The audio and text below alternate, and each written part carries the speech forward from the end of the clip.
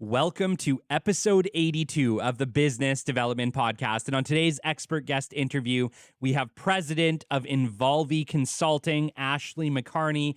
We are chatting about our most valuable resources, our people. Stick with us. You're going to love this one. The great Mark Cuban once said, "Business happens over years and years. Value is measured in the total upside of a business relationship, not by how much you squeezed out in any one deal." And we couldn't agree more. This is the Business Development Podcast, based in Edmonton, Alberta, Canada, and broadcasting to the world. You'll get expert business development advice, tips and experiences, and you'll hear interviews with business owners, CEOs, and business development reps. You'll get actionable advice on how to grow business. Brought to you by Capital Business Development, capitalbd.ca. Let's do it. Welcome to the Business Development Podcast. And now your expert host, Kelly Kennedy. Hello, welcome to episode 82 of the Business Development Podcast. My gosh, I cannot believe we are at 82. We're actually recording these episodes now almost a full month ahead. So in real world, we're actually at episode 72. But I love to be ahead, especially with our interviews. Plus, it is a challenge to try to kind of keep up and make sure that we're keeping up with not just my time, but our guests' time. They have very valuable time schedules as well. So we do like to get them when they're available. But yeah, you are listening to 82 today, but we are actually recording this a full month early. This is going to be coming out likely right around November 19th. And if that is the case, yeah, my life is about to get a real shakeup because I have a kid due around November 25th. So this may be the last show right before that, which is exciting, but who knows what the future will bring. Either way, we're very, very excited in the Kennedy household. Today, we have an absolutely amazing guest for you, Ashley McKarney, President of Involvi HR right here in Edmonton, Alberta, Canada. Ashley is passionate about people and has been for as long as she could remember. She is a seasoned human resources professional with over 15 years of experience across diverse industries. Her journey in HR has been marked by building comprehensive HR functions and collaborating with senior executives to enhance engagement and drive organizational growth. In 2019, Ashley founded Involvi Consulting with a mission to partner with proactive leaders and business owners, helping them elevate their HR practices, providing continuous expert solutions, and fostering an environment that improves working conditions and enriches organizational culture. Ashley holds the prestigious designations of CPHR and SHRM-SCP, and she earned her Bachelor of Commerce degree from the University of Alberta. When she is not immersed in her HR passion, Ashley, along with her husband and their energetic 4-year-old son, find joy in exploring new destinations, immersing themselves in diverse cultures, and savoring culinary adventures at the latest restaurants. Ashley, I've been wanting to have you for a while. It's a pleasure. Thank you so much for having me. That was a great welcome, Kelly. No, it was a fitting welcome. Well, thank you. I appreciate it. No, I say it a lot on the show, but I'm endlessly impressed with the quality of guests we got on this show, and you are no exception. Well, thank you. Yes, you've had quite the stream of guests that I've been able to listen to and learn from. So I'm honored to be a part of it. We have been blessed. There's no two words about it, blessed. At this point, it's 9 months into our journey. And it never ceases to blow my mind, the quality of guests that we've had on the show and the people that have trusted me to host these interviews, most of them unknowingly or unknowing of who I am. And yeah, that's changing, obviously. But in the beginning, I have the utmost appreciation for the guests, especially, my first 35, 40, they're like, who is this guy? What is he doing? And why does he want to talk to me? And is he going to represent us well? So thanks for trusting me. Of course. No, I mean, to be episode 82, I'm pretty privileged, but it's been great so far. And I'm glad that you've taken this stride, especially in the local market to honor local entrepreneurs. But I also, love how you're expanding that base as well. You know what? Edmonton is amazing. It's my hometown. I've born and raised here. I grew up actually in Spruce Grove, so just outside, but not that Okay. far. But like I love our entrepreneurial community. Even mine and your introduction was through I'm in Soundgy with the Edmonton Chamber, and the Edmonton Chamber has been amazing. Like I Oh, haven't, they're I fabulous. can't even, I can't even with how great the Edmonton Chamber has been, and Amin and Ken are right there at the forefront of that. But this Mhm. introduction definitely came through them, and I appreciate it greatly. And we've had quite a few guests on the show saying, "Hey, Kelly, have you met these guys? You really should." Yeah, well, you'll probably get a few of those from me after this show too. I mean, well, that's how it works, right? That's how it all grows, and we appreciate it immensely. Mhm. So, you know, HR. Yeah. HR is really, your superhero power at this point. And you guys you're leading HR in the city and you're Mm. shaking things up. Thank But you. as you know from my show, I want the whole journey. I don't just want today. I want to know, how did you end up here? And I always love going back through people's resumes and seeing, haha, they didn't start there. There's a whole journey that got them there. So Yeah. actually, take us back to the beginning. Oh boy. And many of your guests have asked, like, how far back do you want to go? I was a kid in, no, I'm just kidding. I think from a young age, I was involved in a really business focused household with my dad in commercial real estate. We lived in Vancouver for a little while and, moved back to Edmonton, which is where I was born. And really just watched my dad grow up through various organizations, and my mom was a working mom as well. And I started working in an internship at Second Cup Coffee locally, in grade 9, I think, right, and got a flavor for working. And I recap back probably in high school when I had 5 jobs one summer, right? And I was just, why have a hobby when you can make some money? And so I just found myself in a variety of industries, and it kept me going with different interesting areas. And when I graduated high school and thought, okay, I'm going to take some time off and travel, which I did. And then it was, what do I want to do? And was really kind of lost. And of course, my dad, being a U of A grad, said, you should probably just go to business school. It's a good variety. You'll suss things out and figure out what you want to do. And so I did. And accounting and finance were not for me. Everybody that knows me knows that wasn't going to be my stream. But I always seemed to do really well in the people aspect and in the qualitative aspect of business, and that strategy piece as I've learned more. So yeah, I started working at the U of A in the School of Retailing right out of university, and then from there just really met some amazing humans and was blessed with a lot of opportunities. And if you look at my resume or my LinkedIn, a lot of people might go, ooh, she job jumped, right? And maybe so, but it was opportunities in different industries and different challenges that I was excited to take on. And first role I had was a retail manager, and knew that that really wasn't for me, but I was brand new, and I was interviewed by IKEA in an HR role. And after a 2.5 hour interview, I was like, I'm taking this job. I want this job, and this is where I want to be. And that was really that precipice for, okay, now you're in this world that we call HR. Yeah. Well, there's even a little bit of a time before that where you were in sales, and I wanted to talk about that because that's my world. So, you got out of school and your first kind of foray before HR was into sales. Yeah, it was. I dabbled in a lot of different things. I'm a networked relationship kind of human, but I always said I don't want to be in sales where I'm walking into an office and trying to sell somebody a photocopier when they have a perfectly good one. And sorry for all the photocopy salespeople that are out there, but that was not the sales relationship that I wanted.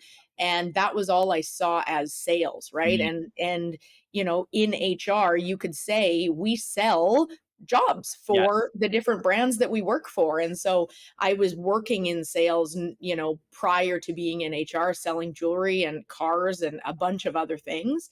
But it was always mixed with customer service, and it was always mixed with that human aspect. So, sales was always in my blood. I think I just needed to figure out what I wanted to sell. Yes. And it turns out it was me and my brand and, my team and the good work that we do now. So it's been a huge evolution with that as that foundation. I love that you touched on that you are doing sales in HR, Oh because yeah. I remember many, many years ago sitting down with our head of HR at the company that I worked with at the time and said, "Look, my job and your job, they're not that different." You're in business development, but your business development is with the people we need at this organization. You need to create a value proposition for the company. You need to show them why they want to be here, and you ultimately need to close them on this job. It Yeah. is no different than what we're doing in business development. It may be a little bit different in the target clientele, but the reality is the job is exactly the same. And you're the first person who's actually said that. And I love Oh, it. I love it. yeah, and I think, I'm glad that I've said that because I've often reflected that that's it, but I think that's also one of the biggest challenges for HR professionals, right? Regardless of the level that you're in or the organization that you're in, you are selling culture, which we've defined at Involvi, but it's very hard for organizations to make that a tangible piece that they can communicate. But you're also selling total compensation and a career and a job and a product and a brand, right? Yeah. And so in sales with air quotes as HR, right? We're selling all of that. But more so, we need to make sure that what we're selling is actually what those individuals are going to experience when they start in the job. Mm. And we're also selling the leadership style and the method of work and the amount of autonomy, right? And so oftentimes we're selling what we've experienced and what we know, and there could be a gap if there's a challenging leader or there's a micromanaging leader or it's not what we're selling in the interview, because that's turnover. And so oftentimes we focus on, yes, recruitment, but also developing those leaders to be better people leaders so that what we're selling actually matches the candidate's experience. Yeah, yeah, absolutely. And I think that's it's a hell of a job. Yeah. It's not Yeah. easy. Yeah. Especially, I remember we had Justin Dionorine on the show, and we were Yeah. talking about culture and Yeah. the importance of culture. But not only that, like how challenging it is to change a culture once it's established. It's not an easy pitch.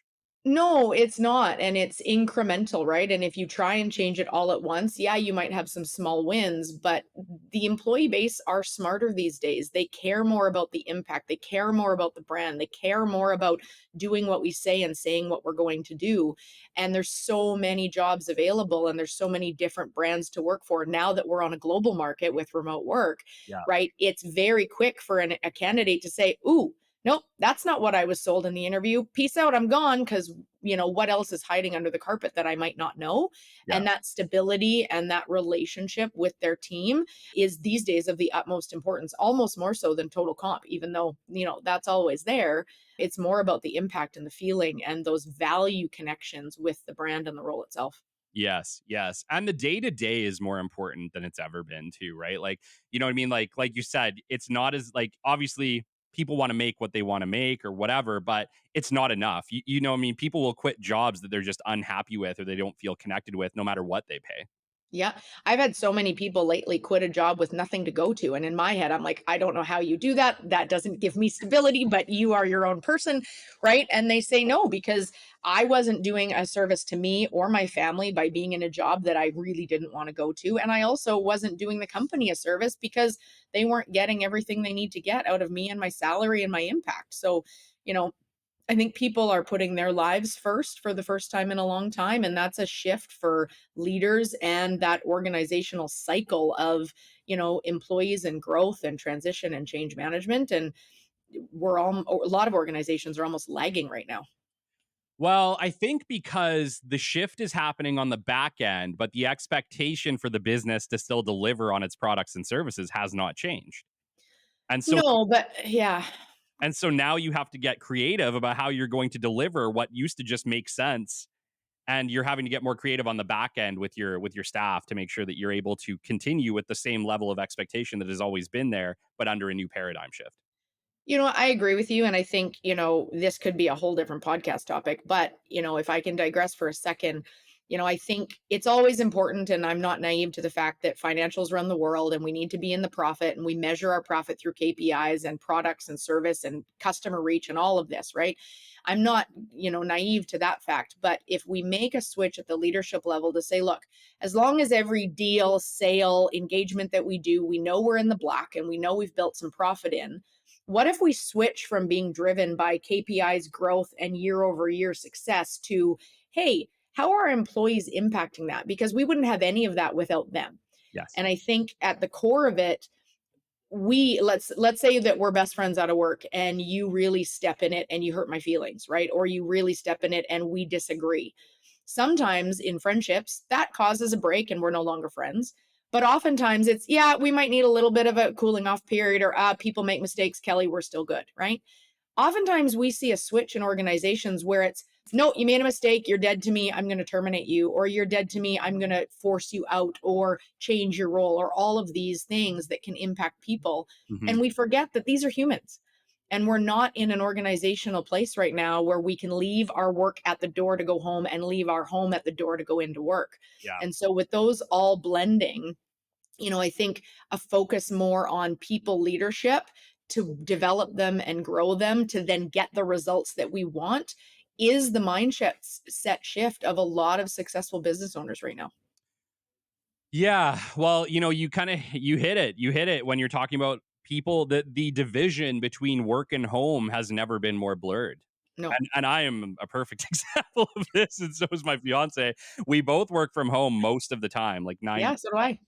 And we complete our tasks, but we regularly are working into the evening because something comes up and we can deal with it today. So we do. And it definitely does start to blur the lines. And yeah, for me, it's different because I own the company, and for you, same thing. So it's like, it's all good for us. But when it's our employees, on the other hand, at what point is it unreasonable to ask them to help? Well, and I think that has to be part of that culture, and that has to be defined in the interview process, right? And I think there's a lot of stereotypes with HR, and I think we've touched on a lot of recruitment, which Involvi is not a headhunter. We do our own form of recruitment, but HR is so much more. It's people management, it's culture, it's total compensation, it's development, it's performance reviews, and it doesn't have to be done the traditional way because that's the way they've always been done. If a performance review form is your breaking point in the process, but you want good conversation, then develop a new process, change it up, look at it from a new angle, right? But we have to be transparent with our employees of what we expect of them, when they can turn off. I remember, if I can tell a story, in one of my previous in house roles, the CEO was very busy and it was a huge organization that was churning a lot and had a lot of things on the go. And their process and habits were to call their direct reports on the way into the office on speakerphone in the car and say, "Hey, Ashley, how's it going? Just an update for today. Here's the things I need you to focus on. Here's what I need you to do, blah, blah, blah. Have a great day. I'm around if you need me." So every time I got into the office, I'd start my day with that phone call. Or if that individual worked at 2 o'clock in the morning, because that's when it worked, we would come into work with emails at 2 o'clock in the morning, which to some people is like, great, I'm going to get going. This gives me my scope. I'm ready to go. But to other people, that is overwhelming and that is pressure. And that is, oh, should I have been working at 2 a.m.? Oh, should I have come in at 6? And it almost derails the professional receiving it because they will have a process and schedule for their day too, right? Yeah. And so those work hours and when you work and when you're expected to work, I think that communication needs to be upfront and honest. And I think everybody needs to be held accountable to that so that there's no perception, because we all know perception is reality, right? And so there's ways to define it and there's ways to manage it. It's just being proactive about, who are you as a company? Where is your culture and where are your expectations? Yeah. Yeah. And I think more than ever, it has to be in working in synchronicity with your employees, right? Yeah, We don't live, totally. we don't live in a time anymore where you can just say, look, it's 8 o'clock. You're supposed to be in the office doing jobs right now. It just doesn't work anymore. Right. Well, and we've seen that. Like, there were some CEOs and owners prior to the pandemic that it was, if you are not in your office Monday to Friday, 8 to 5, I don't believe you're working because I physically can't see you. Yeah. And then the pandemic forced all of us to figure it out remotely. And now we're seeing that shift back to the office. And some organizations, we've seen a lot on the media, that are saying you are back to the office 100% regardless.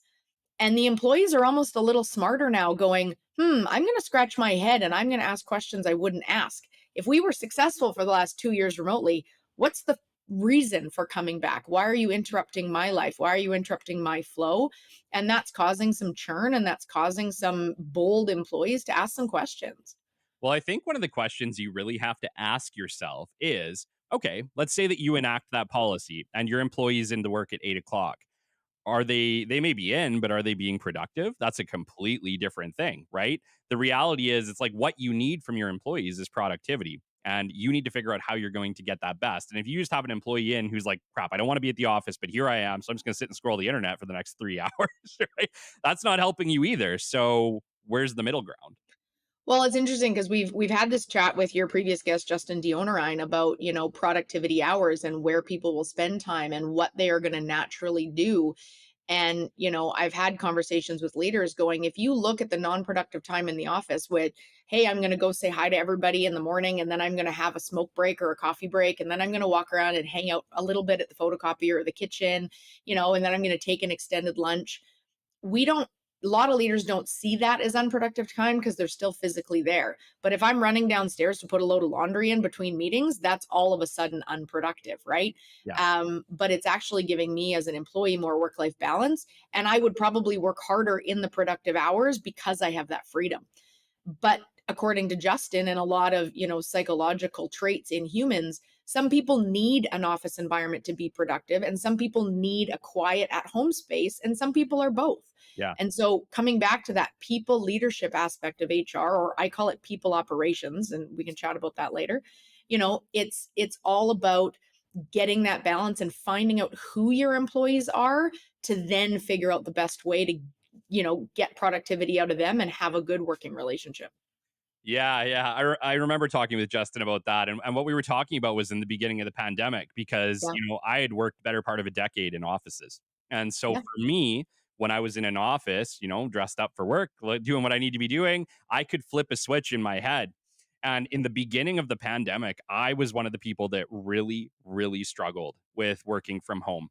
And it was really just due to that ingrained process in my brain that when I get to work, that's my work time. When I get home, that's my home time. And so it took me a while. I actually had to lock myself in my room to get the work done for probably a solid month, 2 months before I really, really was like, okay, I can work from home. And now I work from home like a rock star, but it took me a while to get there. It took a long time, and it's Hmm. not easy for everybody. No, no, it's not. And they need that self discipline. And I think, some leaders are going to the extreme if they're uncomfortable with that going, and we've had all the questions. Can I videotape my team at home? Can I monitor what they're clicking on the internet? Can I, have a daily report of all the websites they went to make sure they're being productive, right? And then we see these TikToks that are laughable of putting your mouse on a fan so that you stay available on Teams, and Mm, putting a green screen on, but you're sleeping in a meeting. Like, we've seen it all, right? And I think there will always be ways that those odd employees evade you and aren't the right fit for your organization. But let's not manage by policy, and let's not manage to, a point where we're managing those few humans. Let's focus on the ones that are doing good, that are reliable, that are accountable, that are engaged, that want to see progress and growth.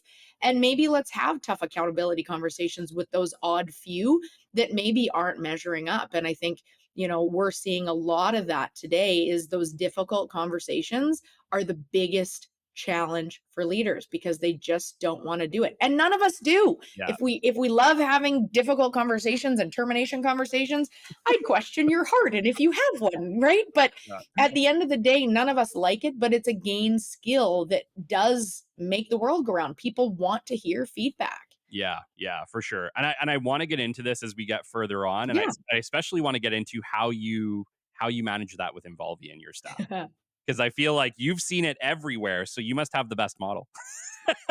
I do, but my team is going to laugh when they hear this, that I've definitely fallen on my face, a little bit in the last couple of years. And it's easy to coach others. And I call it small C coaching because I'm not a certified coach. But, a lot of what we do is small C coaching leaders and honing in their skills and perfecting their communication or tweaking it to be better received. And it's easy to do unto others and coach and help and mentor others.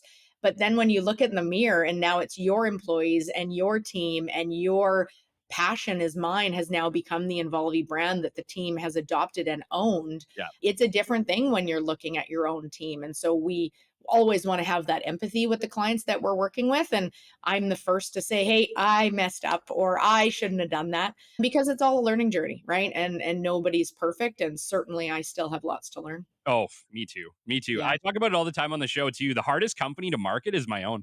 Yeah. Right? right? Because I have a personal connection to it. So it's easier if like my employees market my company because they don't have that same level of connection. And I talk to a lot of business owners about that. Have someone else do it because I get it. You're personally attached to it. And that's a tough place to come from when you're doing your own marketing. And I imagine in your case, doing your HR for your own company falls under the same kind of thing. It does to a point, but I have honestly been blessed with one of the best teams that I've ever seen in terms of cohesion, in terms of collaboration, in terms of entrepreneurship and innovation and passion for the work. And I mean, a lot of people are like, "Oh yeah, you're biased by saying that," but you know, we've cultivated an amazing culture and an amazing reason to come to work every day, and the team has helped me build that. I truly believe in that collaborative approach where we developed our company mission, vision, and values as a team. We do the entire team strategic planning for next year in November, and everybody comes together because if I can help them write their career paths and then I just go out and sell it or engage clients in what my team wants to do, Yeah. then it's a pretty, confident piece where I'm like, okay, well, if we're giving them their career, they're going to stay with us and they're going to be engaged and feel like an owner rather than us pushing down that direction and saying, okay, just execute. Yes, yes. I agree 100%. I think where that starts to fall a little bit is once you get to a larger scale organization where you don't have like right now you have that direct connection with your employees. Yeah. I do too. It's a completely different thing. Where you start to see it falter, I think, is when you get to these large organizations where the head management is never met the smallest guy on the totem pole, never will. Yeah. And then it becomes a much harder beast to manage. But I totally agree. If you are a smaller scale company, you have to try to keep it that way as long as possible because it really does create that family atmosphere for better, for worse, whatever your feelings are on that. In my experience, that has been a positive thing for the business. Yeah, and I mean that family atmosphere, is something that we're actually trying to move clients away from and come to more of this community feeling because I feel like with all of the efforts on DE&I and, inclusivity and all of these things for representativeness across organizations in a diverse way, it lends itself well to that, but I think it also opens up to a lot more risk and a lot more unknowns that none of us have ever dealt with before, right? And so I think getting the employees involved and making them feel like they're making an impact and showing them that impact is the way to go. And, for larger organizations, as an example, I met this CEO who the culture in this tech organization was just off the charts. And I was kind of a kid in a candy store following them around and asking questions and seeing what they do to breed the culture. And he said, I, as the CEO, have zero authority in my company. He said, my CFO and my COO make all the decisions, and I have lunch with every employee on an annual basis because as the company gets bigger, you can't do multiple lunches. Yeah. But he did that so that he opens up that communication line between him and a frontline staff that it's not, I'm going for lunch with the CEO. Am I going to get fired? Is it discipline? Can I ask for a raise? Is he going to shoot me down? Yeah. Because they know he has no power. And if they ask for a raise, he's like, go talk to the guys that make the decisions. I'm just here to understand the company, understand your role, and understand you as a human because you're talking to my clients. You're engaging with our customers that pay the bill, that pay the wages. And I loved that setup because it truly created that full circle of how do we deal and interact with the humans on our team when it's not about profit or wages or money, right? Yeah, yeah. No, I agree. I think one of the challenges is that people are reluctant to do that because we live in such a I don't want to say an introverted world because I'm a bit of an introvert and I love being an introvert. But I'm a learned extrovert is what I like to say. I was going to say you're in business development, so let's clarify introvert. I never started this way. I really struggled in the beginning of my business development career. It was a learned skill for me. It is something that I've been naturally good at, but it wasn't ever something that I was driven to do, which is an interesting kind of flip. I woke up like it feels really weird, but I was probably in my BD career for about 2 years before I woke up and was like, "You know what? Like this is what I want to do." Like I actually love what I'm doing, but it's weird because it took me a while to like recognize that this was what I actually wanted to do because I feel like as a young man, I spent most of my life running away from sales. I didn't want to do it. I went to business school to get out of it. and still ended up right back in it. And then I was like, all right, like I feel like maybe an acceptance happened and it became my path and away we went. But yeah, it is an interesting one. I very much enjoyed my alone time, or, my time with my closest friends, or just building things or things along those lines. To learn to be outgoing and extroverted was very much an effort. But it is a learnable skill and you can do it whether you're introverted or or extroverted. Yeah, I think you can. And I think that's where some of those stereotypes come in when you are recruiting or companies are looking for the right candidate to fill a role, right? It's not just about past experience, it's about transferable skills and who that human is. And I think at the end of the day, what are you selling, right? If I go back to my photocopier example, no, I do not want to go sell photocopiers, and I probably would be the worst salesperson alive. Yep. But when you look at the track record of Involvi and our growth and the network that I've been able to lean on and procure through business development and just building relationships and meeting people, when you're selling something that you're passionate about or that you created yourself, or you're fulfilling that need in the community that is there, Yep. it's a lot easier to just have conversations in an authentic way. And I think that's the difference, is authentic sales versus I need to hit my KPI and I need to push to make my sales quota. That feels not authentic. And most of us, turn those LinkedIn messages away or not respond to those random emails because it's like, you don't even know who I am.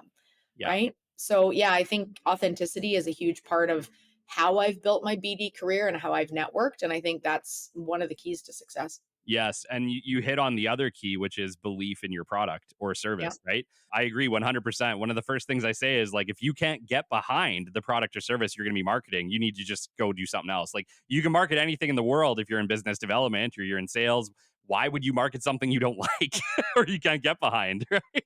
Well, and that too, but then you look at the target market of that brand or of that product. And if you don't fit in that target market either, then you also won't be successful. I remember at IKEA, we had people, our uniform was jeans and an IKEA shirt, as you still know it is today. And, if individuals came in a suit, we'd scratch our head going, is that a fit? And of course, we'd never discriminate. And we hired people all the time. But when I talk to salespeople that went up to Fort Mac in for oil or whatever, they don't show up in a suit Yeah. because that's pretentious, right? And so you have to, match the target audience that you're going into, and if you're authentically part of it, you're going to have more success. Yeah, you actually touched on a show topic, an upcoming one, which was the dress for success topic, and that Nice. a suit is not the best choice for every option. No, it's not. And I think the suit is waning more and more, right? You walk downtown, and downtown's not very populated now, but you go to an event and it's a sweater, it's, a sport coat, it's a jacket that is leather, or, something else. It's not a suit and tie. And I'd say that is definitely changing. But yeah, we can talk about that. But there's foreshadowing for an upcoming event. Yeah, there we go. There we Yeah. go.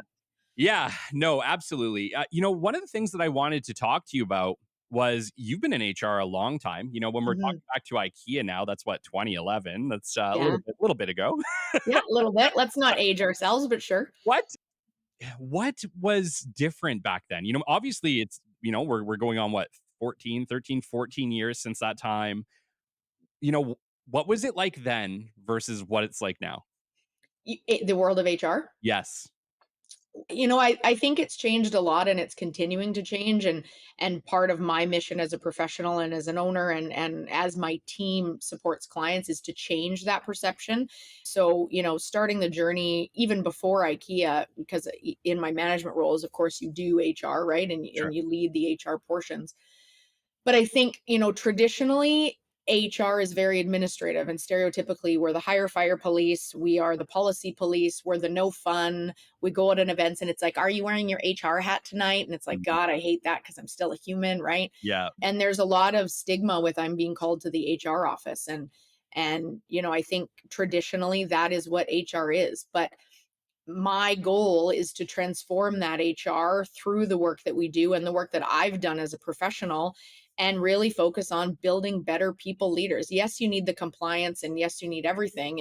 And this isn't a proven stat, this is an Ashley stat, but I'd say from the work that I've done and the organizations that we've supported, 99% of employers, including myself, work in the legislative gray area.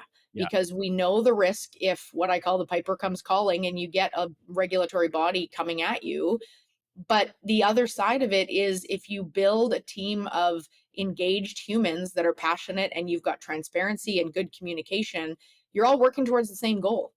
And so, as a leader, as a business owner, your job is to understand your risk and then operate your business how we want to. And so, that's how we want to transform HR. But at the end of the day, HR is culture, HR is those intangibles, HR is compliance, and Yeah. our designation requires us to maintain compliance and risk. But, I think it's made that shift from very transactional to very strategic. And one of the stories that I recount was one of our clients had this culture bearer employee. We've all met them. They're the ones that are at the career fairs, that are posting on LinkedIn, that are sharing their careers, that are mentoring new employees, right? It's that culture bearer, flag bearer individual. Yeah. And I walked by, and she'd been with the organization for 7 years. And I walked by her desk and she had no personal effects on her desk. And I scratched my head a little bit going, this is a little bit odd. And I asked her, and she says, well, my desk location has been moved 7 times in 7 years. And I'm stable in my job, but I don't feel stable. And I just don't want to move things around because I know I'm going to get moved again. Oh, no. And it kind of broke my heart because they're lucky to have her as this culture bearer and as this flag bearer Yeah. to recruit and groom new employees. But she doesn't even feel like a true part of the team to welcome her family into her desk, right? Mm-hmm. And so, when we look at what is HR, it's a lot of that transactional mindset, or you're a recruiter, which is what we get a lot. But really, it's everything dealing with people, including an operational change of desks, which isn't malicious. It's literally, we're growing, so we need to move people around. And leaders just don't know what they don't know about managing and supporting the humans on their team. Yes, yes. And I'll be the first to say it. We don't, right? Like we're No. learning. It's, Yeah. most business owners didn't become business owners because they were experts with people. No. No, I say, a widget maker loves making widgets and they get into business in making widgets. And then all of a sudden they're an accountant, they're HR, they're social media, they're marketers, they're business development, they're all these things, and they're no longer making widgets, Yeah. right? And business development, finance, and probably HR are the 3 time sucks that they wish they could get off their plate. Sure. So partner with experts, put your time as an owner where it is most deserved, and lean on the experts to partner with to run those aspects. Yeah. You mentioned something earlier, and I remember just thinking, oh, that must be tough. You start with leadership. Yeah. What is that like? You're into a new organization. You're saying, hey, I know you've been doing this a while, but I think I have a better way. Do you find that they're receptive, or has that been a challenge for you? Well, I think there's a whole gamut, right? And I went into starting Involvi and said, I can change the world. I can work with any leader and I can move the needle and I can make them better people leaders. And that's a really lofty goal. But the fact of the matter is, some people just won't change. Some people have beliefs. Some people have, ingrained values and actions as part of how they operate. And they're not interested in moving that needle or hearing another perspective. And so we did, put a lot of concerted effort into supporting those clients and those organizations, only to then be wedged into this middle ground of the leaders say this, the staff are saying this, Yeah. and we cannot impact change. And that's a really hard place for HR to be, right? Because the perception is that we work for the owners and that we engage with those leaders. But then the perception is, but we're here for the staff and we need to support them. So we play that middle ground. Yeah. Some HR professionals really well, some not so much. But at the end of the day, if we cannot impact those leaders, then we won't be successful, because leadership, the tone, the strategy, the expectations, the accountability all come from the top down. And so sometimes we're engaged by middle management, whether you're in-house HR or a consultant, and you make a lot of progress and you make change. And then you realize, oh, wait, I still have to go up to that top end to make change. And now you're dealing with the 2 levels of management, often with very different perspectives. And sometimes that's where we fall short, and sometimes that's where we win. And so we try at Involvi to really work with, as you said in the opening, these passionate, engaged leaders that want the support, Yeah. that want to know their risk, and that are willing to build a trusting, authentic relationship with us and trust that we have their back because we do as an organization looking after their people. Yeah, yeah. No, agreed. And we need that support. We really do. We're It, here for you, Kelly. We're yeah, here for you. it really is. I've seen this everywhere I've been, and it is. I've seen it both sides, kind of like you said, where it's like HR is just there for the hiring, firing. Like that's really the role they've been put in, for better, for worse. And then I've seen it the other way, where it is a partnership, and business development is a partnership too. At the end of Mhm. the day, we're managing the expectations of the organization with the expectations of the clients, with the capabilities of the operations team. And I always talk about it, it's like a big three-legged stool. And if any of those are off balance, the whole thing crumbles. And Yeah. so in business development, I totally understand that, managing the middle ground, because that's what we're doing as well, just on a different side. Mhm. Yeah, and I often find in that triangle, if you want to use that image, you've got the business development individuals that are confident in what they sell, they're confident in the business, they're confident in the service, and they're making good relationships. And I've noticed that oftentimes it breaks down in the transition of, okay, you've worked with me as your BD rep, I'm going to sell you, I'm going to sign the contracts, we're going to set all the parameters, and then here's your ongoing consultant or account manager or whatever, and the breakdown happens during that handover and it becomes clunky or it becomes repetitive or the client doesn't feel heard, Yeah. or worst case scenario, the BD individual made promises that the organization can't keep, right?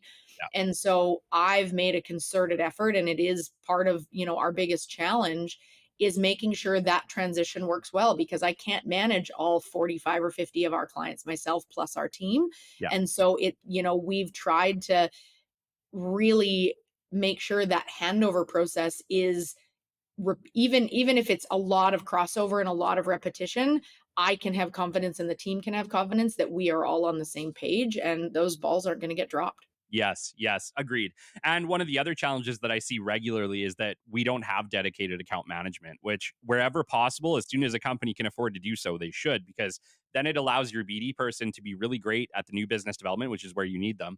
And you have the account managers really managing that relationship once it's established and you have, an operation going or a new customer, and you can make sure that they're getting the attention they need. Your new business development's getting the attention it needs, and it just flows better that way. One of the other challenges that I've seen, kind of regarding that stool method, is that the business development person ends up becoming the go-between. So Mhm.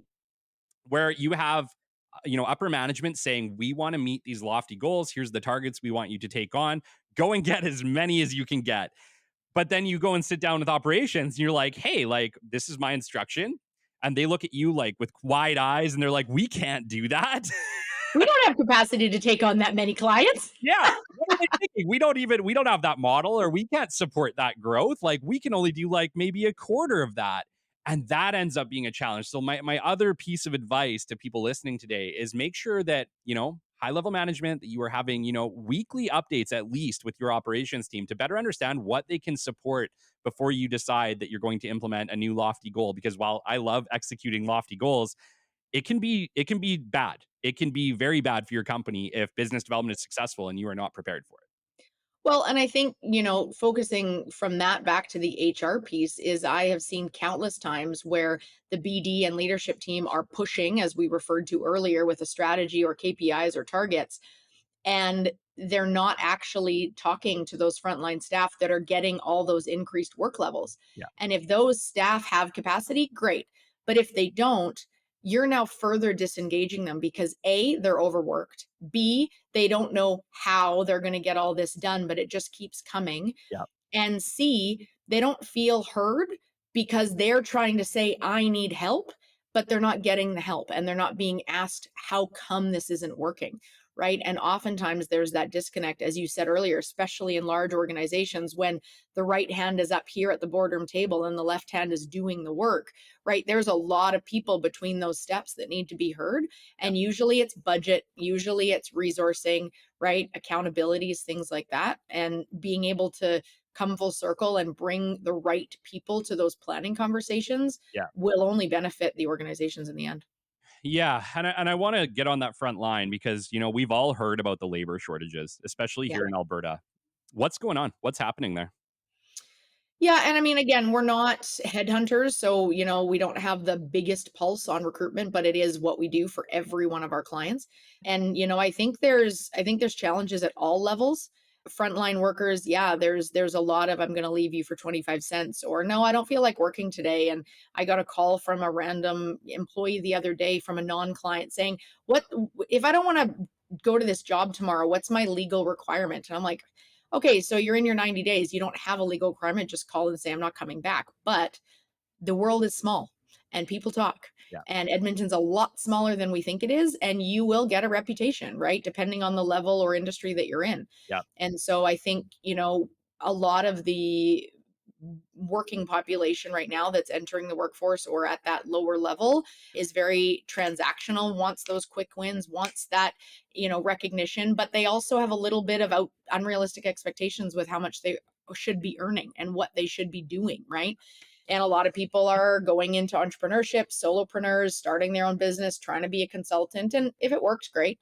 But I think frontline workers is a huge challenge, and there are great ones out there, but people are also looking for gig economy workers and LMIAs and foreign worker applications. And Yeah. and so I think it's forcing organizations to innovate and be open to new opportunities. I was just going to ask that. Like, how does an organization overcome that challenge? Because, I mean, I've talked to lots of business owners who are like, Kelly, I want to grow, but I can't because I can't find the people. It can't be more. It can't just be throwing more money at these people. So how do you overcome it? Yeah, it's definitely not throwing more money. I mean, you want to make sure you're competitive and you want to make sure that you've got that competitive advantage, which dangles some sort of carrot that makes you different. But any employee that says, "Hey, Kelly, I'm kind of done today. I quit," and then you throw money at them to stay, they're not staying long. They were already on that train out the door. Yeah. That money is just a band-aid. So, be careful when you do that. But I think, there's a lot of ways to step back and look at a business and or look at the organizational design of it, pardon me. But we are so often in the thick of the day-to-day hamster wheel cycle of our business that it's very hard to step back and look at it objectively. So whether you do that at a retreat or you use a consultant or whatever, let's talk about innovation and AI, right? And technology. So many people are scared of all of this AI and technology that's coming in, and the frontline employees are freaked out because they're like, that's going to replace me one day, right? Yeah. So let's take a different approach. Let's be strategic and figure out how technology and automation and AI can impact our business. Let's find those key performers and rock stars within our company, and let's promote them to do something else while the AI does the rudimentary things, because AI and technology is not going away. And if we don't embrace it and find a way to innovate around it with our people, then we're going to create a culture of fear. People will be quitting or looking for work while you're innovating because they don't know how it's going to impact them. Yeah. And at the end of the day, the what's in it for me conversation is imperative. And so I think stepping back and thinking, how could we do this differently? How have we always done it? What's worked? What could we challenge? Yeah. And who are the right people to bring those innovations to the table in a brainstorm discussion, if nothing else? Yes. Yes. We have those open conversations with me and my staff as well, where we talk Yeah. about how do we use this as a productivity tool? Because that's what AI really is. It buys us time to do more effective things elsewhere. And I have never seen more of an example of that than in this podcast. Because in the beginning, transcriptions were a pain in the butt. It took a while. It had a lot of errors, a lot of mistakes, and it became as insane time suck that now can be done. It's still a bit of a time suck, but it's done a lot faster. And, we can help us with summaries or other things like that. So, I always kind of pitch it out to Cole or whoever else we're working with that is if there is a way here to improve our process, I want to know about it because I want to trial run it because we need to always be looking for how do we increase productivity. And I think that workers should not be afraid of AI replacing them.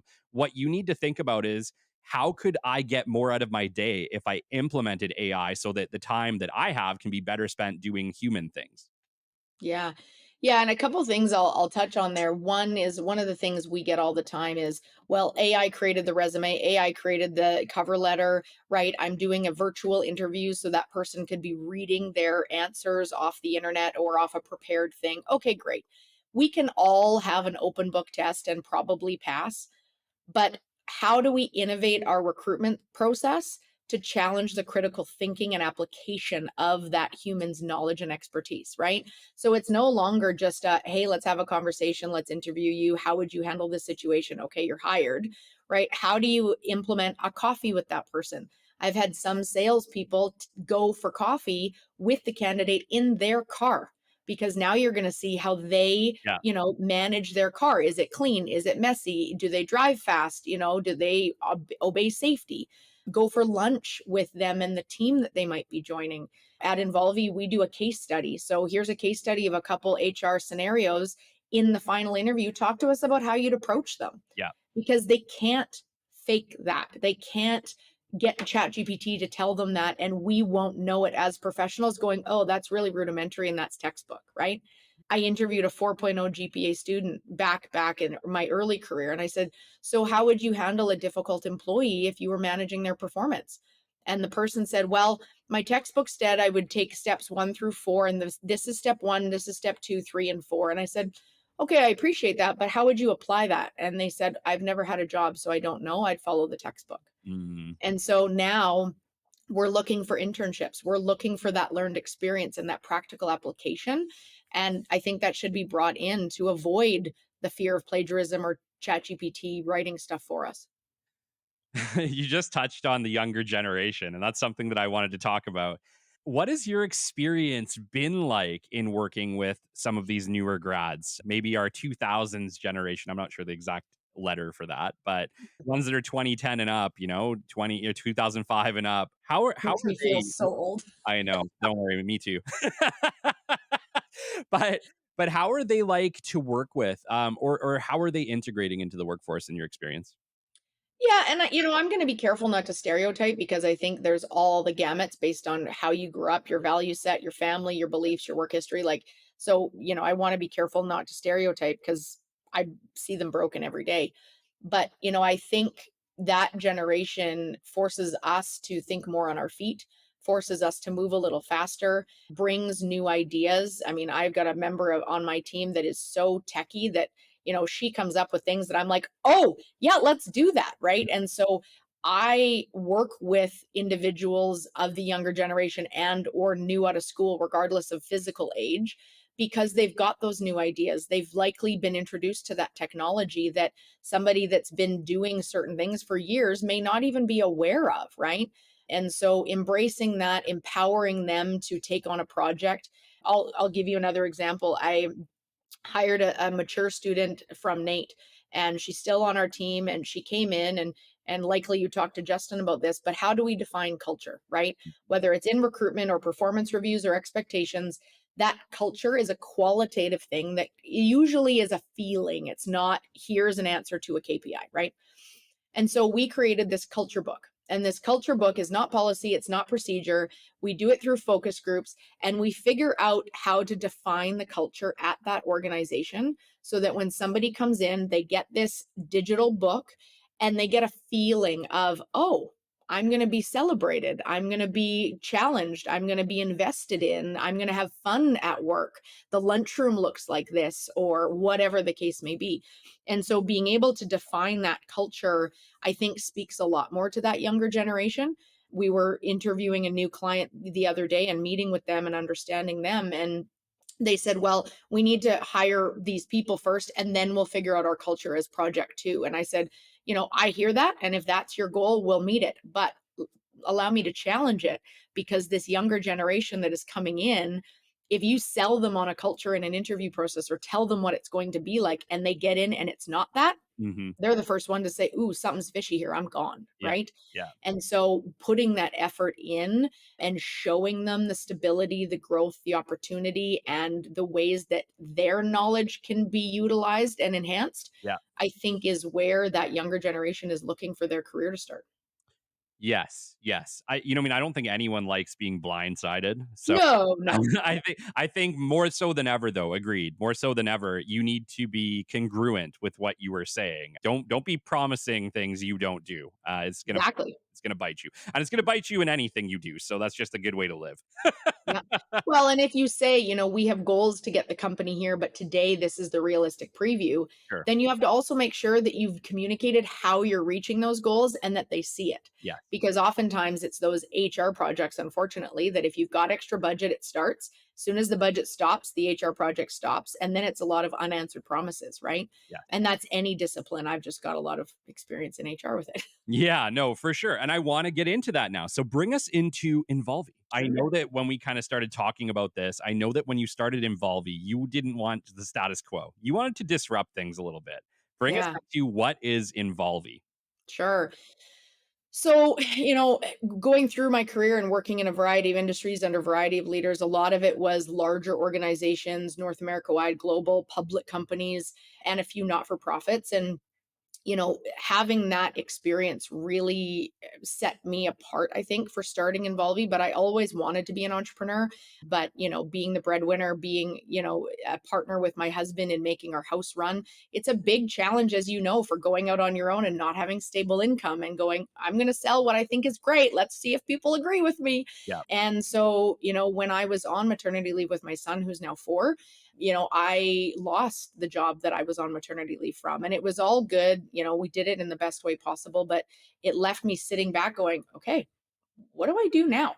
My son's 6 months old. I've got 6 months left of mat leave and I don't know what I'm doing. And so I took a leap and started consulting for a friend of mine that had a business and got my toes wet with it. And I loved it. And I sat back and thought, what do I want this next phase of my professional career to look like?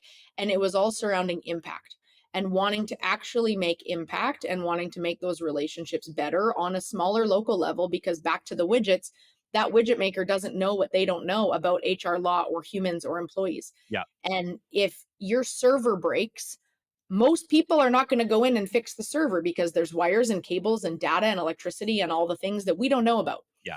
But in the same metaphor, if your people are broken with air quotes, you're thinking, oh, I've got spouse, I've got family, I've got friends, I've got kids, I've had employees, I deal with people all the time. I can handle this. But you don't know what you don't know. And that's why, we want to support that people operations as a function, not just the administrative side. Yeah. And so, I started Involvi in 2019 with a goal of supporting those leaders and just making a little bit more impact. And I never thought I'd have employees, let alone 9. I never thought that we'd have a brand that's competing in Edmonton for, we're one of the top vendors for our HR managed service and for our learning and development and things that we offer. And I wanted to make impact. And so I started the company when my son was 6 months old. And believe me, having 2 businesses, as you're going to find out, or 2 priorities, I should say, we are going to find out in about a month, it's really going to pull you, right? Because you're growing a physical baby and you're growing your business baby at the same time. Yes. And so one thing led to another, and we just started networking and started meeting some great, organizations, and our services and our offerings evolved over time because I started with what I knew best and what I think clients and companies would need. And then as we got more requests and more inquiries and more, questions, we adapted our services to meet those. And that's the beautiful thing about being a solopreneur is you can do that when you're small, right? And now we've got 4 core offerings that really cover the gamut of anything that a client needs in any size of organization regarding their people. And that will continue to evolve, and we customize everything we do, which I think is unique too, minus the gray hair it's given me. But I don't want to come into a business and say, here's your cookie cutter solution, every business gets this, where are you, and we're going to get you to the end point. Yeah. Because HR is a cost function, right? And we want to show that return on investment. We want to show that we're impacting their work-life balance by taking some weight off, right? And sometimes there's a lot of process, sometimes it's easy, but really, understanding the needs of our clients and then fitting solutions to those needs is really where, we've grown. Yes, yes. And you've talked about your willingness to work with people. And we recognize that as well at Capital. We have options, but they're always flexible because not everybody's needs are the same. And so as like you said, as a smaller business, we have the ability to do that, and you should. Mm-hmm. What Yeah. what have been some of the other business development techniques that have been, successful for you in your time of growing Involvi?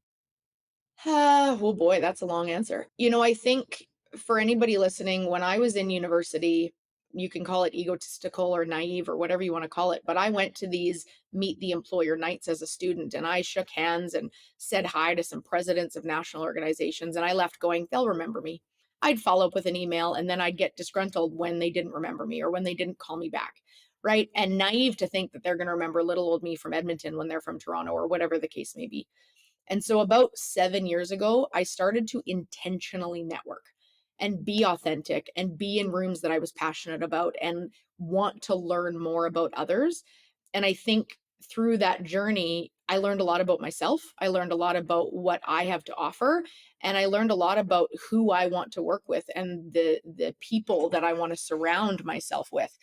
And those intentional networks led to great friendships, amazing mentors, amazing supporters as I started my business. And I think going out and, as you said earlier, believing in what you're selling, believing in the service and your team that delivers that service, and genuinely wanting to get to know clients, their businesses, their cultures, and who they are, I think has taken us to where we are rather than, hey, we've got this offering. Do you want to sell it? Do you want to buy it? What do you want to do? I'm going to follow up 100 times. If you ghost me, I'm still going to follow up. I don't have time for that because I want to work with people. I don't want to spend my time chasing what might be a really difficult client at the end of the day, Yeah. right? Yes. And that's the other side of it. It's like if you pitch something 5 times and they're still not buying, even if you got them as a client, is that really the client that you want? Because you know it's going to be tough. No, and if you're entering into a relationship like that and you're pressuring them to call you back or go for a drink or meet you, right? And they actually do, you don't know if they actually want to be there or not. And you're going to leave probably thinking, I killed that. And they're like, oh God, now she's off my back, Oh, right? yeah. So, Yeah. that's never the position I want to be in. And when in doubt, I would say I offer free help to start because, you know, supporting the people operations or the HR for a client is what you'll experience the first time you have to hire a babysitter to watch your newborn, right? Yeah. It's you Yeah. need that trust. You've got their whole life in their control or in their partnership. And they're trusting us to hear complaints from the employees and also back up the leadership team. They're trusting us to talk to them about risk and opportunity and give them good advice. And that trust takes time to build, Yes. right? And sometimes it's really easy and sometimes it takes a while, but being able to do that and do it authentically and just be there to help them sometimes just takes, hey, yeah, I'm going to lend an ear. I'm going to give you some free support. I don't, I care if we work together, but that's not conditional on this free support because at the end of the day, we want to add value and we want to give them peace of mind. And I and my whole team value that over a quick buck. Yes, yes, I agree. I agree 100%. I mean, an hour of your time and a good conversation, if it helps people, it only serves you. It serves everybody, really. It's a benefit to all, and nobody's time is not worth just an hour of a quick conversation if you think you can help someone.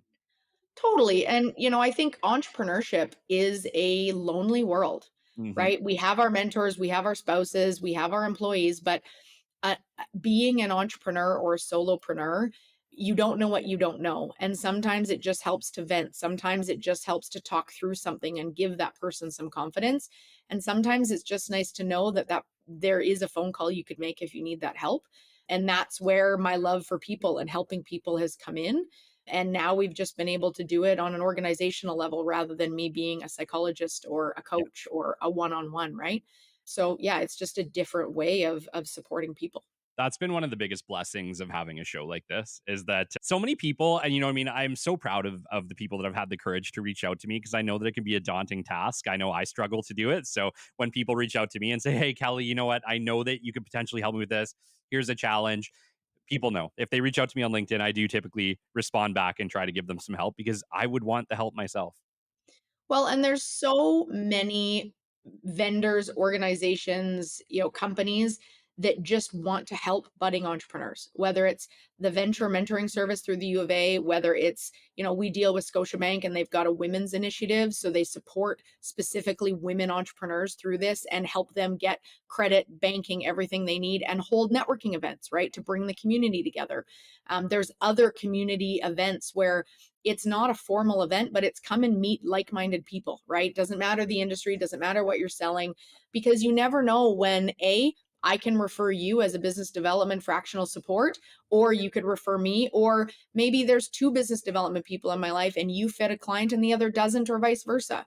I'm vendor agnostic, I guess I could say, because it's about fit. It's not about I need to work with you. If I'm not the best vendor for you, I probably know somebody that is. So let's just get you the help that you need. Well, and I was going to say, I don't think I've ever felt a negative of any type from having too many connections of people that I can reach out to.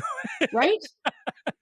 Yeah, and as long as you're transparent and people know it's about the best fit, not about I'm going to give you all the referrals, Yeah, then you're getting more than a warm or a cold lead. You're getting a look, I trust and like this person, and I think you should do business with them, absolutely. Absolutely. right? Honestly, there's nothing more valuable than that in the business world.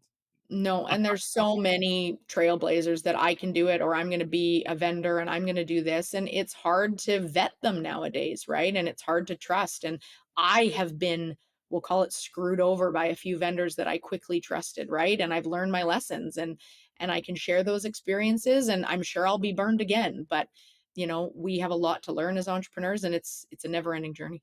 Yeah. And I think, with regards to that, that's going to happen. But I do think that more people want to do well than want to burn you. And I think that is Mhm. plus to the whole situation. Yeah, you're probably going to get burned a couple times, but most people want to deliver. Most people want to do what they say and do a great job. So I rely on that solace anyway. Yeah. Yeah, no, you're right. And I think, going back to Involvi and who we are with your initial question, I think, there is a lot of clients that we support just on the transactional level, right? Come in, do some policies, do some recruitment, manage my team, hear some complaints, heaven forbid, do an investigation, right? There's a lot of clients that we just help in those scopes, and that fills our buckets too. And so, whatever the support is, I think there's a gamut that we can offer, and I don't want to scare people away by saying we don't do the traditional stuff, because we do.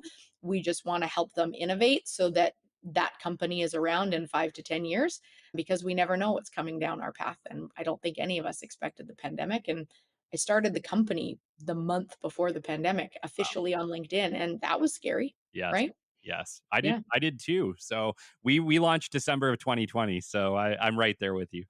Yeah, I launched, soft launch September 2019, hard launch February 2020. Ugh. I was in Palm Springs Yeah. thinking the pandemic's going to be 2 weeks, no big deal. Yeah. And then I looked at myself and go, why am I starting a company that requires human connection in the middle of a pandemic when we can't meet people? But, as an entrepreneur with that passion, you just keep going and you keep pushing. And yeah, I'm grateful for how it's grown, and I'm grateful for, yeah, the whole team and the journey itself. Me too. Me too. I totally Yeah. agree. Yeah. Well, that brings us to the end. However, I do have one final question. If you Sure. could go back and give yourself right at the beginning of that pandemic when you started Involvi one piece of advice, Ashley, what might that be? Hmm. One piece of advice. Boy, there's a lot. I would say don't be afraid to ask for help, and always be open to feedback. I think a lot of people, when they're pursuing their passion or their dream, feedback can become personal, feedback can become degrading, or, "Ooh, I did that wrong." But none of us are perfect. And there's a lot of people out there that have done it before. And I think those people that are open to feedback, open to learning, open to, hey, have you done it a different way? They're going to grow their business faster. And then be true to yourself, follow your gut. I've not followed my gut and I always regret it. So being able to do that and trust yourself and learn, and don't be afraid to fail.